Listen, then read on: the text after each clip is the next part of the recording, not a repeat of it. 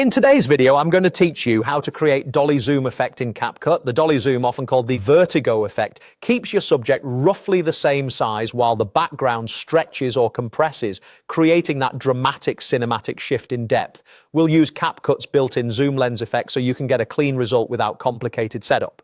Start by opening Capcut and creating a new project. Make sure your app is up to date to access the latest effects and controls. Choose the aspect ratio that matches your final destination, like 16:9 for widescreen or 9:16 for vertical.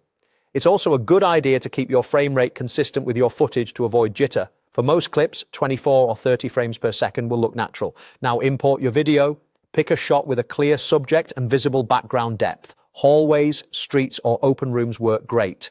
Drag the clip onto the timeline and trim the ends so the action starts and stops where you want the effect to be most noticeable. Try to keep your subject near the center of the frame. That makes the illusion stronger and reduces edge distortion. If the clip has bumps or micro jitters, a subtle stabilization step can help but keep it light so the effect remains smooth and not wobbly. With the clip selected, go to Video Effects and look for Zoom Lens. Depending on your version, you'll find it under categories like Lens or Distortion, or you can use the search bar. Add the Zoom Lens effect to your clip and make sure its duration on the timeline covers the exact portion where you want the dolly zoom to happen.